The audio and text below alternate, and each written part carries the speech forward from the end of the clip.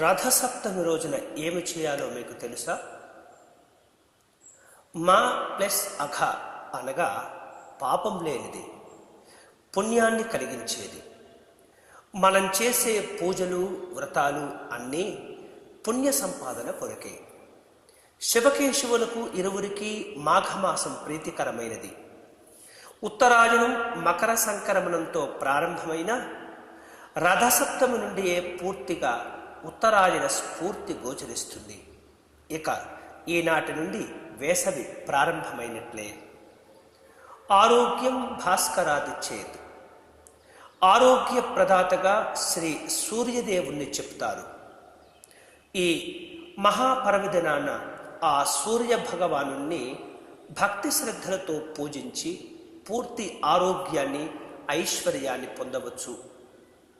రథసప్తమి రోజున ఆదిత్య హృదయం, సూర్య స్తోత్రం, నవగ్రహ స్తోత్రం తప్పక పారాయణం చేసుకోవటం వలన సకల శ్రేయస్సులు కలుగుతాయని గురువాక్యం. మాఘశుద్ధ షష్ఠి నాడు నూరిన నువ్వుల ముద్దతో శరీరానికి నలుగు పెట్టుకొని అందుబాటులో ఉన్న నది, చెరువు దగ్గర స్నానం చేయాలి. ఈరోజు అంటే మాఘశుద్ధ షష్ఠి రోజున ఉపవాసం ఉండి సూర్య ఆలయానికి వెళ్ళి పూజలు జరిపించుకోవాలి.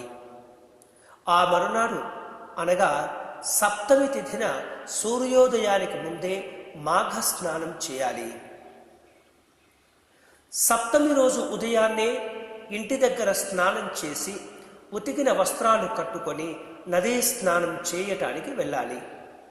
ఇంట్లో స్నానం చేయకుండా విడవబడినటువంటి వస్త్రాలు కట్టుకొని నదీ స్నానం చేయకూడదు.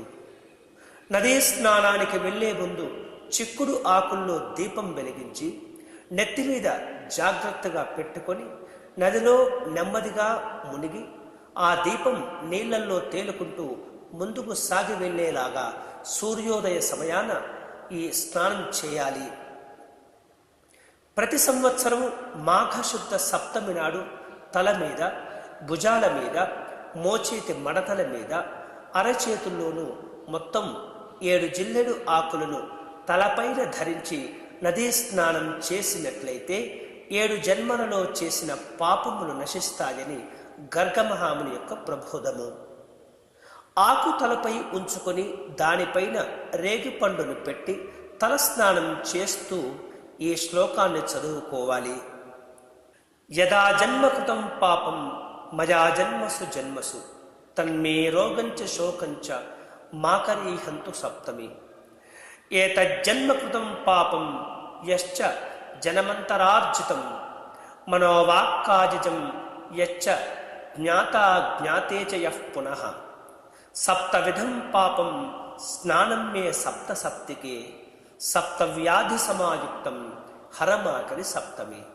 అనగా జన్మ జన్మాంతరాలలో మనోవాక్కాయముతో తెలిసి తెలియక చేసిన సప్తవిధ పాపముల వలన ఏర్పడిన రోగము, శోకము మొదలైనవి అన్నీ కూడా లక్ష్మీకరమైన మకర రాశిలోని సప్తమి స్నానంతో నశించుగాక అని దీని అర్థం.